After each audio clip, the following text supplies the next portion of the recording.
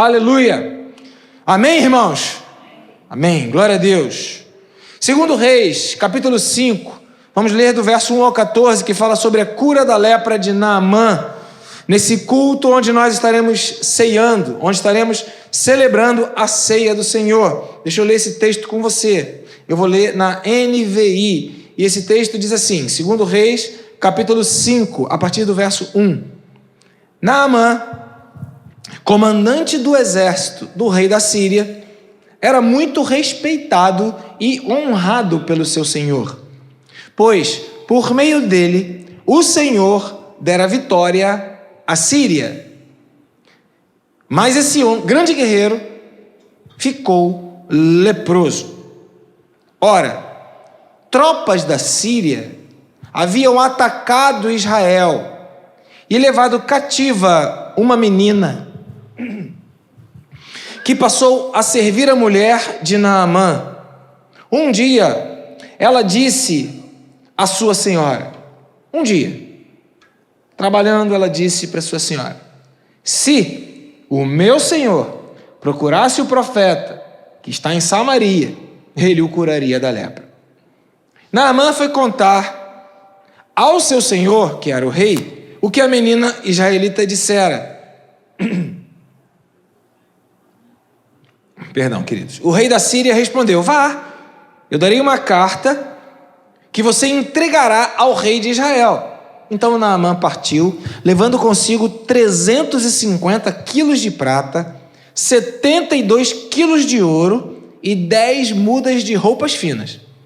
A carta que levou ao rei de Israel dizia, com esta carta, estou te enviando o meu oficial Naamã para que o cures da lepra. Verso 7. Assim que o rei de Israel leu a carta, rasgou as vestes e disse, rasgar as vestes era um sinal de indignação, de humilhação, de incapacidade. Ele rasgou as vestes e disse, por acaso sou Deus capaz de conceder vida ou morte? Por que esse homem me envia alguém para que eu o cure da lepra?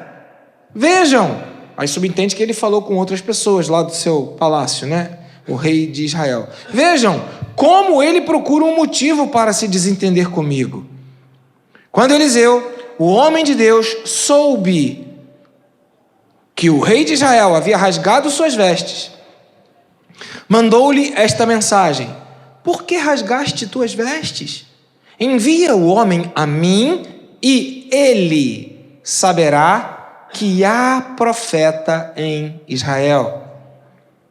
Então Naamã foi com seus cavalos e carros e parou à porta da casa de Eliseu. Eliseu enviou um mensageiro para lhe dizer, vá e lave-se 7 vezes no rio Jordão. Sua pele será restaurada e você ficará purificado. Verso 11, que eu diria que é um versículo chave desse texto. Mas Naamã ficou indignado e saiu dizendo, eu estava certo de que ele sairia para receber-me, invocaria em pé o nome do Senhor, o seu Deus, moveria a sua mão sobre o lugar afetado e me curaria da lepra. Verso 12, não são os rios Abana e Farfar em Damasco melhores do que todas as águas de Israel? Será que não poderia lavar-me neles e ser purificado? E foi embora dali furioso. Mas os seus servos lhe disseram, meu pai, se o profeta tivesse pedido alguma coisa difícil, o senhor não faria? Quanto mais, quando ele apenas diz que se lave e ficará purificado. Verso 14, assim ele desceu ao Jordão, mergulhou 7 vezes conforme a ordem do homem de Deus e foi purificado. Sua pele tornou-se como a de uma criança. Amém, queridos? Vamos orar mais uma vez? Pai, muito obrigado pela leitura da Tua palavra, que é tão significativa para nós, porque é o Senhor quem está falando conosco. Pai, muito obrigado porque o Senhor fala. Então, ó Deus, que nesse momento não seja a voz de homem, mas que seja a voz do Senhor, falando nessa manhã à tua igreja. Eu oro em nome de Jesus Cristo. Amém, Senhor. Amém. Aleluia.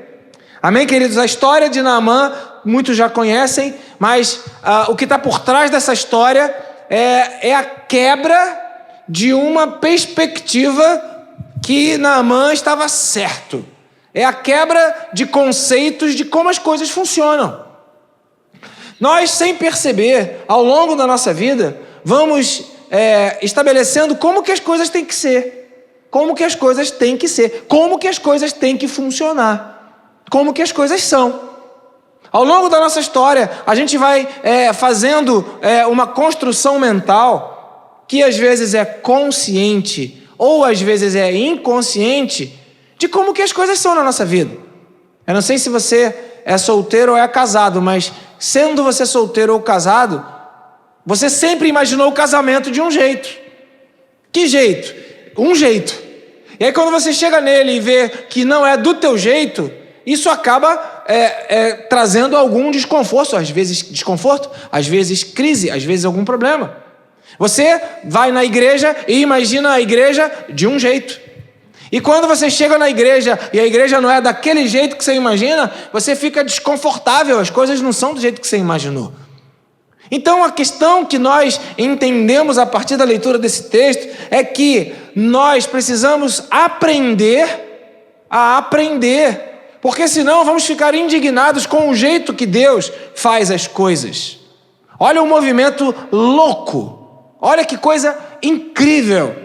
Naamã era capitão, era general, era comandante do exército do rei da Síria. Quem era a Síria? Síria foi o povo que conquistou Israel.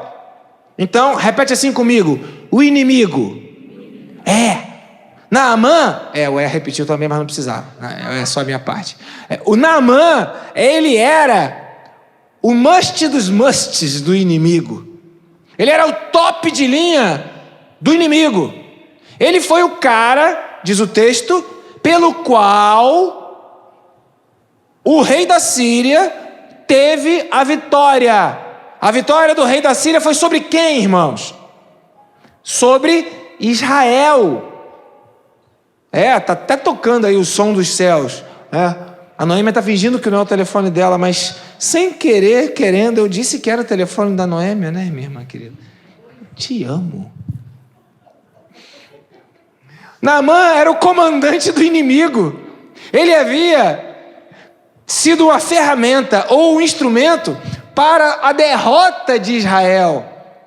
Deu para tu perceber o tamanho da vergonha que Naamã teve que vencer para poder ir lá pedir ajuda para um profeta de Israel, e o tamanho da vergonha que Naamã teve que passar quando ele ouviu: vá tomar banho. Vira para o teu irmão e fala para ele: vá tomar banho. É bíblico. Não? Será que não? Deixa eu ler aqui, Deixa eu ler aqui. 2 Reis, capítulo 5, versículo 10. Eu estou falando do profeta Eliseu, amém, irmãos? Está na Bíblia, amém?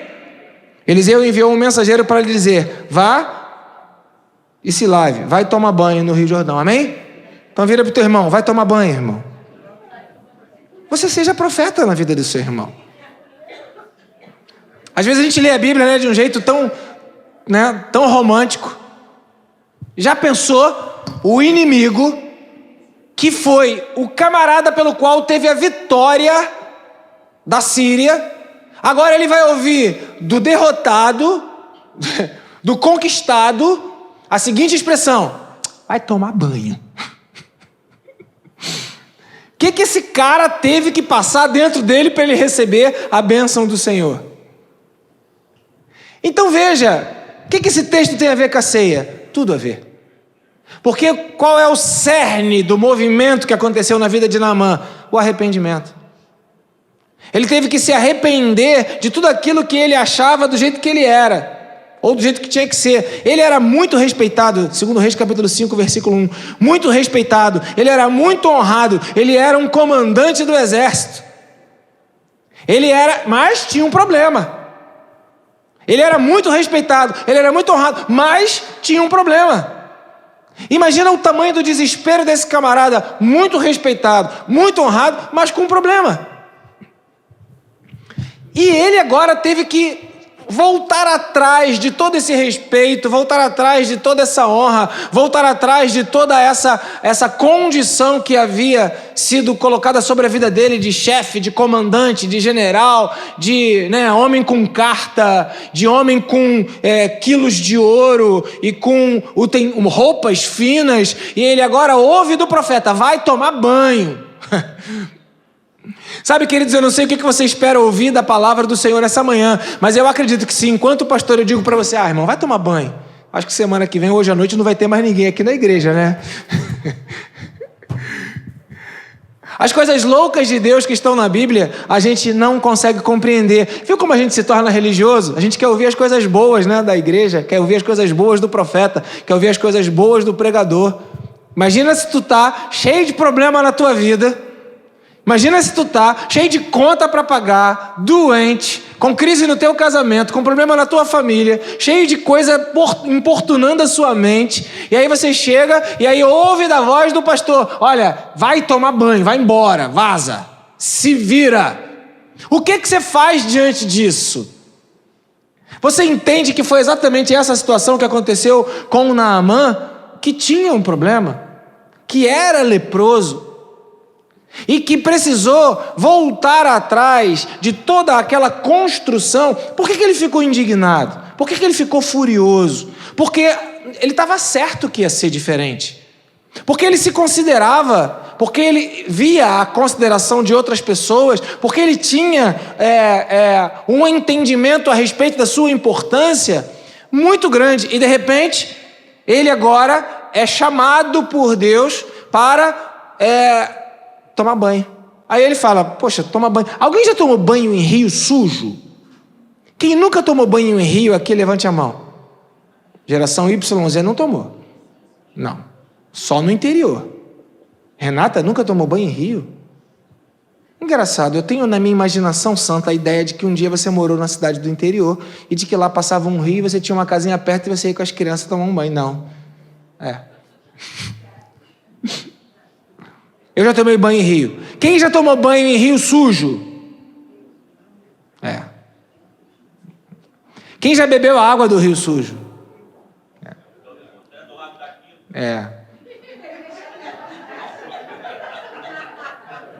Se alguma coisa mortífera beber, de não te fará mal. Tomar água da quinta é para profeta, daí para cima mesmo, é patamar altíssimo. Quem está online, o irmãozinho aqui falou que ele tomou água da quinta da Boa Vista.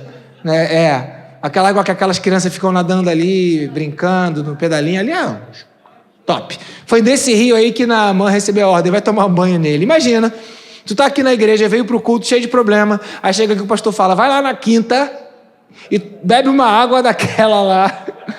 Imagina Jesus cuspindo na cara do outro e pegando terra e enfiando no olho. Sabe, queridos, nós ficamos indignados com o Senhor porque nós temos um jeito que estabelecemos como é que Deus tem que agir.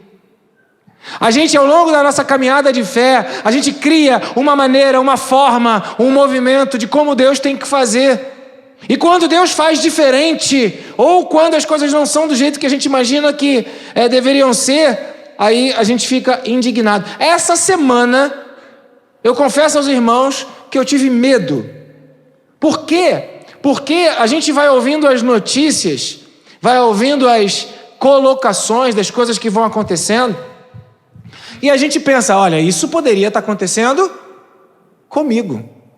E aí a gente vai, de alguma maneira, se colocando no lugar daquela pessoa que está passando por aquele sofrimento, está passando por aquele movimento, e a gente fala: puxa, mas se isso pode acontecer comigo, então você fica o quê? Você fica inseguro, você fica com medo. E aí você acaba desconfiando do jeito que Deus faz, como que se a maneira que Deus fez com o outro fosse acontecer do mesmo jeito com você. Aí você cria uma formatação. Não, quando acontece isso, a consequência é essa. Quando acontece isso, o que vai acontecer na sequência é isso. Já que chegou dessa forma, o que vai acontecer... E você vai criando um modelo na sua cabeça, que vai causando em você indignação. E é aqui que está o mistério que nós precisamos, enquanto servos de Deus e cristãos, entender. Naamã não era amigo do povo de Israel. Naamã era inimigo. Naamã não era servo de Deus. Mas havia um propósito de Deus revelar-se para ele. Havia um propósito de Deus falar: ele vai saber que há profeta em Israel. Em algum momento,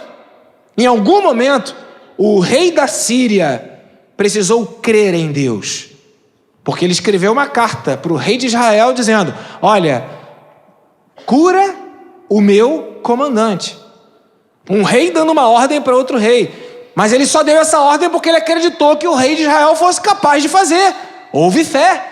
Em algum momento houve fé em Naamã, que ouviu uma menina, uma empregada, uma escrava, uma pessoa cativa, que disse que se Naamã fosse até ao profeta, ao senhor dela, no caso, até aquele homem ungido, a Eliseu, Naamã receberia a cura. Naamã creu, e por causa que ele creu naquela menininha, olha quanta fé está envolvida. O inimigo crendo no nosso Deus, pessoas que creem diferente, crendo no nosso Deus, pessoas que foram usadas contra a nossa vida, crendo no nosso Deus. Olha que loucura. Imagina se Eliseu tivesse raiva do inimigo. Imagina se Eliseu não tivesse um coração abençoador contra aqueles que estavam escravizando o povo de Israel. Amém, queridos? Por isso que a Bíblia fala que nós devemos amar aos nossos inimigos. Aliás, a Bíblia chega a dizer: que vantagem tem você amar aqueles que fazem as coisas do jeito que você quer? Vocês vão amar quando vocês amarem os seus inimigos. E Eliseu, então Naamã precisou crer nessa menininha. O rei da Síria precisou crer em Deus. O rei de Israel deu uma vacilada, porque quando ele recebeu a carta, ele não sabia que tinha a profeta em Israel. Por que antes dele rasgar as vestes, o rei de Israel não foi para Eliseu: Eliseu, eu recebi essa carta aqui, consulta Deus, vê o que Deus vai falar. Ele já foi logo rasgando as vestes, foi logo entrando em desespero, foi logo dizendo: eu não consigo, eu não dou conta, eu não faço. Entenderam? Nesse momento aqui da história, a gente vai ver um rei inimigo e um general inimigo acreditando em algo sobrenatural. E você vai ver um rei do povo de Israel sem saber que havia profeta em Israel. E aí agora ele é lembrado por Eliseu: olha, manda ele vir aqui e ele, Naamã, vai saber que tem profeta em Israel. Mas quando Eliseu disse isso para o rei também estava ouvindo que havia profeta em Israel. E o rei se consertou, glória a Deus, amém, queridos? O rei se consertou. Por que se consertou? Porque ele mandou. No momento inicial, o rei rasgou as suas vestes. O rei não acreditou que ele poderia fazer alguma coisa, mas agora, diante da palavra do profeta, ele acreditou e falou: pode vir Naamã. Agora, que situação complicada se de fato Deus não tivesse operado através da vida de Eliseu na vida de Naamã. O rei teria se comprometido. A menina, serva da casa de Naamã, teria se comprometido. O rei da Síria ficaria com um comprometimento no entendimento de quem era Deus. Naamã não entenderia quem era Deus de verdade. Então você está acompanhando o processo? Os processos de fé, os processos sobrenaturais de Deus, os processos que acontecem na minha vida e na sua vida são, na verdade, um instrumento de Deus para a glória do nome dEle. E aí você não pode quebrar o elo da corrente. Porque se a menina não tivesse falado, o milagre não teria acontecido. Se o rei da Síria não tivesse enviado a carta, o milagre não teria acontecido. Se Naamã não tivesse ouvido a menina, não teria acontecido o milagre. Se Naamã não tivesse vindo até o rei de Israel, não teria acontecido o milagre.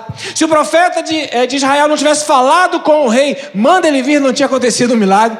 Se o profeta de Israel não tivesse feito a quebra no processo daquilo que Naamã achava que devia de ser, não teria acontecido o milagre. Então eu vou vendo aqui uma série de movimentos que levam a todos os envolvidos a um desafio. de ir além daquilo que as suas próprias mentes entendem. E é aí que está o milagre ou o mistério do Evangelho. Deus não toma a forma da nossa mente. Por isso que nós precisamos renovar a nossa mente, para tentar alcançar a mente de Cristo. Por isso Paulo fala que nós devemos o tempo todo renovar a nossa mente para compreender Deus, mas parece que no processo da nossa vida, nós vamos querendo renovar Deus para que Ele se enquadre dentro da nossa mente. Não vai acontecer, nunca foi assim e nunca será assim. Quem precisa mudar a mente somos nós. O rei da Síria mudou a mente. Naamã, o profeta, mudou a mente. O rei de Israel mudou a mente, mas não era o suficiente para Naamã. Naamã precisava de algo mais ainda. E por isso, quando ele chegou diante do profeta, o profeta falou: vai tomar banho. E tem mais uma coisa: vai tomar banho, mas no rio Jordão, sujo, cheio de lama, um rio menor, sem menor importância, um rio valorizado pelos inimigos. Não é um rio valorizado por vocês, conquistadores. Você tem que se curvar diante do Deus de Israel e não achar que você vai ser curado pela importância que você tem ou pelas honrarias com que você está acostumado a ser bajulado. E aí então Naamã, diz o versículo 12, ficou furioso, saiu da frente do profeta furioso, mas aconteceu alguma coisa no meio do caminho. Mais uma vez Naamã quebrou o coração. Mais uma vez Naamã retrocedeu. Mais uma vez Naamã arrependeu-se. E aí ele ouviu, quando os seus servos lhe disseram, versículo 13, meu pai Naamã, se o profeta tivesse pedido alguma coisa difícil, o senhor não faria?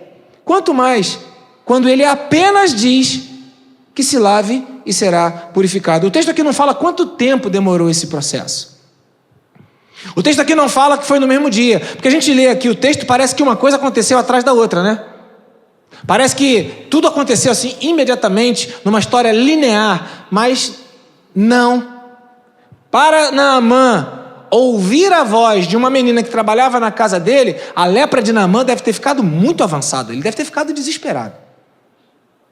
Ele já não estava nem mais ligando para tudo aquilo que ele tinha feito na vida dele, ele estava preocupado com aquilo que era mais urgente, a sua saúde. Para Naamã ir até o profeta, ele teve que vencer um processo. E quando ele saiu de lá, ele com certeza ficou indignado, frustrado e muito aborrecido, chateado demais. Por quê? Porque não foi desse jeito que ele imaginou. E ele estava certo que o profeta o receberia em pé, daquele jeito que ele estava acostumado a ser tratado. Ele estava certo. Então ele ficou indignado, frustrado, decepcionado com Deus, decepcionado com a menina, decepcionado com o rei de Israel, decepcionado com a sua própria vida, e ele ficou em casa. Agora, por que ele ouviu os seus servos que disseram para ele: meu senhor, o profeta te pediu uma coisa tão fácil, por que você não faz? E aí é o segundo ponto e o último ponto da mensagem que eu quero falar contigo, e que envolve o arrependimento, ou que envolve quebrar o coração. Deus não nos pede coisas difíceis. Em 1 João está escrito isso, que nós devemos observar os seus mandamentos, e os mandamentos do Senhor não são difíceis, não são penosos. Mas nós complicamos a história do nosso relacionamento com Deus, dizendo que tudo que eu tenho que fazer para Deus é difícil, dizendo que as coisas que eu preciso fazer para Deus são difíceis. É difícil buscar o reino de Deus em primeiro lugar. É difícil vir à igreja no domingo. É difícil obedecer a palavra. É difícil consagrar a minha casa ao Senhor. É difícil ler a Bíblia. É difícil virar a face quando me batem. É difícil ter um amor sacrificial. É difícil ter, a paciência, a misericórdia, a mansidão. É difícil você abrir mão. É difícil. E aí a gente vai vendo que os servos de Naamã disseram para ele isso. Agora, quanto tempo demorou? Qual foi o tamanho do desespero? Ou qual foi o tamanho do aperto que Naamã teve que passar para ele poder ouvir? E às vezes a gente acha que a nossa vida está em aperto e é maldade de Deus, né? Você já pensou nisso? Estou em aperto, é maldade de Deus? Só eu que já pensei nisso? Eu já pensei. Ficar em aperto não é bom, não. Gosto, não. Noêmia, já usou alguma calça apertada para parecer mais magra? Toda menina mocinha fez isso, Noêmia. Ainda mais professora de educação física. Noêmia. Né? Geralmente vai na loja, qual o seu tamanho? 36. Não, mas, querida, essa 42 aqui, eu quero a 36. Por quê? Está insinuando o quê, querendo me dar essa 42? Né? Aí você vai ver no vídeo no YouTube como é que veste aquela calça, aí deita na cama, faz aquela ginástica, aquela abdominal invertida, puxa para baixo, puxa, fecha, né? Aí sai dali, sai no aperto. Eu outro dia ganhei um tênis do Jorge, porque o Jorge é um homem dos pés crescentes. E aí o pé dele cresceu, né? O sapato não deu e ele me deu um sapato de presente. E usar sapato apertado. Alguém já usou sapato apertado? Pô, todo mundo falou aí, irmão. Vamos lá. Vamos ser mais cuidadosos na compra dos sapatos, né? Ninguém gosta de ficar em aperto. E ninguém gosta de manter o aperto. Você, como eu, algum dia já comprou um sapato apertado e por ser assim, decidido, você falou, eu comprei e eu vou usar. Vai machucar, mas eu vou usar. Já fez isso? Já, e doeu mais ainda, com o tempo fica magoado, o dedinho fica chateado, né? Aí você teve que se render, eu não consigo mais usar. Às vezes a gente fica no aperto e não gosta, e a gente fala, o aperto é do diabo, o aperto é do mal. Mas veja, Naamã passando por um aperto, a ponto dele ouvir pessoas que ele nunca ouviria. A Bíblia fala, na teoria você sabe, e a Bíblia diz que Deus chama as coisas que não são, para confundir aquelas coisas que são, mas na hora de ouvir alguém que não é, você já não ouve direito. Na hora de ser contrariado, você já tem dificuldade. E é difícil ser contrariado. E essa foi a grande questão que envolveu a vida de Naamã. Ele precisou ser contrariado várias vezes. E eu fico pensando, Deus, o que leva uma pessoa a achar que é mais difícil ser contrariado e a permanecer com a lepra, do que ouvir alguém dizer que é muito fácil obedecer, voltar atrás e ser curado da lepra?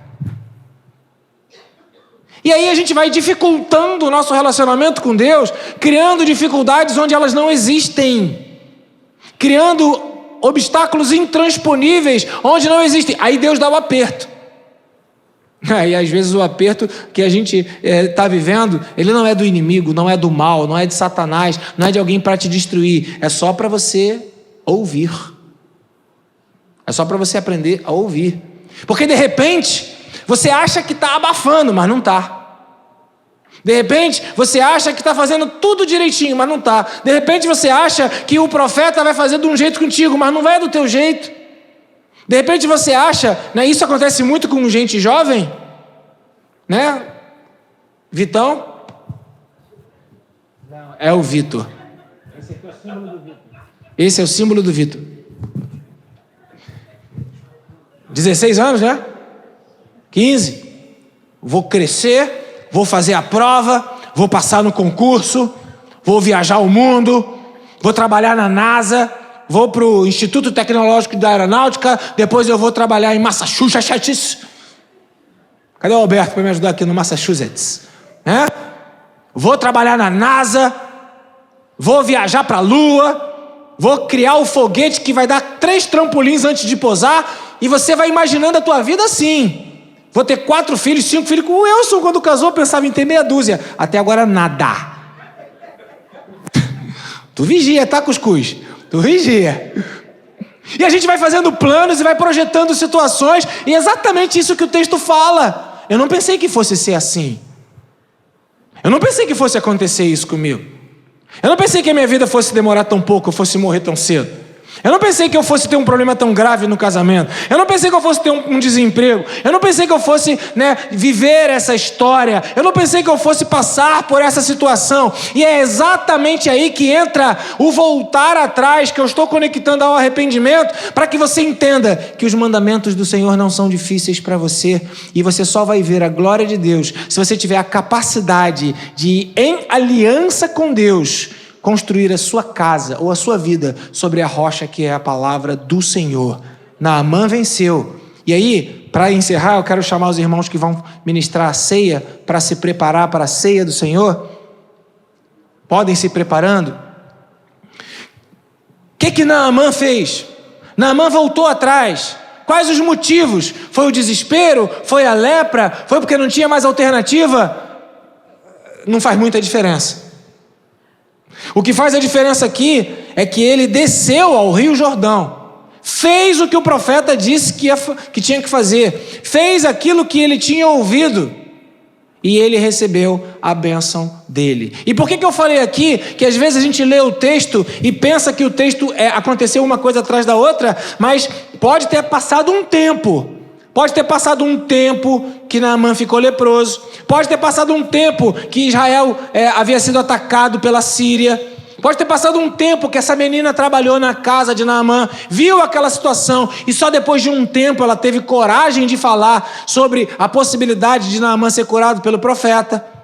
Pode ter havido um tempo de Naamã ter ido contar isso ao rei da Síria. Pode ter havido um tempo, quando o rei da Síria, ele deu a carta para Naamã ir. Pode ter havido um tempo entre ele ter recebido a carta, separado os 50 quilos de prata, 72 quilos de ouro, a 10 mudas de roupa fina, e ter partido em direção lá onde estava o profeta Eliseu, Pode ter havido um tempo em que Naamã ficou na porta batendo. Pode ter havido um tempo em que o rei de Israel mandou vir Naamã. Pode ter havido um tempo que Naamã ficou indignado. Aquela raiva pode ter demorado. A raiva não passa de uma hora para outra, às vezes demora para passar um pouco. Por isso a Bíblia fala: não se põe o sol sobre a vossa ira. Irai-vos, mas não pequeis. E aí você vai vendo, o tempo aqui está rolando, mas chegou um tempo em que Naamã se rendeu, em que Naamã obedeceu, e que Naamã se entregou, e que Naamã ouviu a palavra de Deus, em que Naamã fez tudo aquilo que a palavra de Deus estava dizendo que deveria ser feito. Então eu quero dizer para você que não importa se você é o inimigo de Deus, não importa se você é inimigo do povo de Deus, não importa se você tem bronca da igreja, raiva da igreja, bronca de pastor ou raiva de pastor, Deus não está preocupado com os seus sentimentos. Sentimentos não movem o coração de Deus. O que move o coração de Deus é a fé. E a fé sempre vai ser revelada pela obediência. Por isso que fé e obediência são praticamente sinônimos. Então não diz respeito ao quanto você admira a igreja ou ao quanto você não admira, diz respeito à capacidade que você tem de crer no Deus que é pregado, no Deus que é falado, no Deus que é biblicamente conduzido para você. Isso nos coloca numa situação muito ímpar, porque ainda que sejamos o povo de Deus, ainda que sejamos o Israel de Deus, e ainda que o inimigo ele nos afronte, ainda que o inimigo nos aprisione, ainda que o inimigo ele seja uma ferramenta para nós ficarmos em aperto, e foi o que o rei da Síria fez com o povo de Israel através da vida de Naamã, ainda assim nós somos chamados para sermos abençoadores de vidas. Não é apontar, não é criticar, não é julgar, é abençoar e declarar para o inimigo: eles precisam saber que tem profeta em Israel. Nós fomos chamados para ser profetas de Deus. Mais do que isso, a gente precisa entender o tempo de Deus, o processo de Deus, e você pode aprender que nesse processo de Deus, Deus faz o que Ele quer e do jeito que Ele quiser fazer. Não tem um formato, Não tem uma norma pré-estabelecida, não tem aquela questão toda certinha, direitinha. E isso é um alento para você que está com a sua vida destruída, porque você na sua cabeça acha que tinha que ter sido de um jeito. E Deus fez de outro jeito. Eu chamo você para uma mudança da sua mentalidade e que você possa render-se ao jeito de Deus e voltar-se para o Senhor e colocar agora a sua mente associada à mente de Cristo, à mente de Deus. É Deus quem tem o controle. Ele está no controle da sua vida. Você vive segundo a vontade do Senhor. Não cai nenhum fio da tua cabeça se Deus não permitir. Ele esteve no controle no passado, está no controle do presente e estará no controle no futuro. Mude a sua mente. Não exija que Deus mude a mente dele. Volte atrás, retroceda, arrependa-se. Podem vir os irmãos do louvor. Arrependa-se, volte atrás. Sabe por quê? Porque foi o que Naamã fez. E em qualquer momento, e a qualquer hora, mesmo aqueles que se tornaram inimigos de Deus. E quando você se torna inimigo de Deus? Quando as suas emoções são mais fortes do que a sua fé. E foi o que aconteceu com Naamã. Ficou indignado, ficou irritado, ficou aborrecido, deu um ataque, foi para casa, falou que o rio dele era melhor que o rio do outro, começou a competir rio. Um general competindo o rio. Que coisa boba.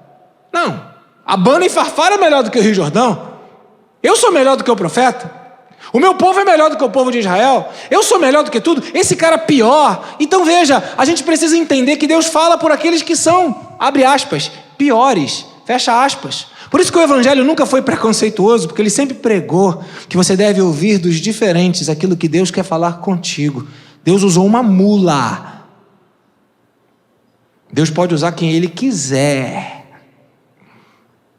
Por isso que Jesus não teve medo nem vergonha de estar na casa de Simão, o leproso, de estar na casa de Zaqueu, o cobrador de impostos.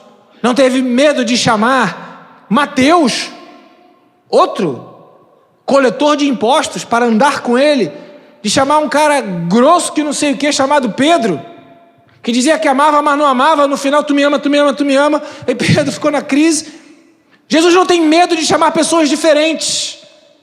Então não tenha medo de chamar pessoas diferentes ao arrependimento. E não tenha medo se você é uma pessoa diferente, porque talvez você esteja vivendo o tempo do Senhor, até o dia que você vai declarar: eu vou obedecer a voz de Deus, eu vou seguir a palavra do Senhor. Eu não sei qual é o tempo de Deus na sua vida, eu não sei qual é o momento de Deus na sua vida, eu não sei qual é o sapato apertado que Deus colocou no teu pé, eu não sei qual foi o sonho que você sonhou, que você ia fazer, que ia acontecer, que ia passar, que ia ter, que ia chegar, que ia conquistar, e você olha para a sua vida e fala: não foi nada do jeito que eu imaginei como seria. Dando aula no seminário, falando para novos pastores, eu canso de dizer isso, porque muitos quando começam o ministério, imaginam seu ministério o quê? Ministério de sucesso, igreja cheia, e tudo acontecendo, milagres, sinais, prodígios, pessoas se transformando, e de repente vão vivendo a vida, e aí a igreja fecha, e aí tem problema de saúde, e aí acontece um monte, e entram em crise, e eu falo: mas não foi Deus que te chamou? Se Deus te chamou, querido, Ele está no controle desde o início, está no meio e estará no final, no controle da tua vida. Então a gente precisa entender que os apertos, ou os processos, ou os movimentos de Deus não fogem do controle de Deus. Deus continua o mesmo, Ele não muda, Ele é imutável. O Senhor não precisa mudar. Quem precisa mudar? Sou eu. O Senhor não precisa se arrepender. Quem precisa se arrepender? Sou eu. Eu não quero ficar disputando palavra com o Senhor, como Naamã fez no início. Eu fico pensando que ele perdeu o tempo da sua cura, quando ele foi para casa indignado.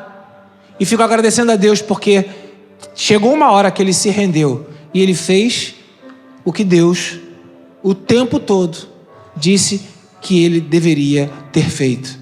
E eu quero dizer para você nessa manhã: faça segundo a palavra do Senhor. Chega de construir a tua casa na areia. A rocha é Cristo, é a palavra de Cristo. Obedeça a palavra de Cristo. Os apertos que você passa na sua vida, ou os apertos que Deus permite que você viva ou experiencie, tem um único propósito: atrair você para a fé e para a obediência da sua palavra, porque fazendo essas coisas, você viverá. Aleluia. Vamos nos colocar de pé?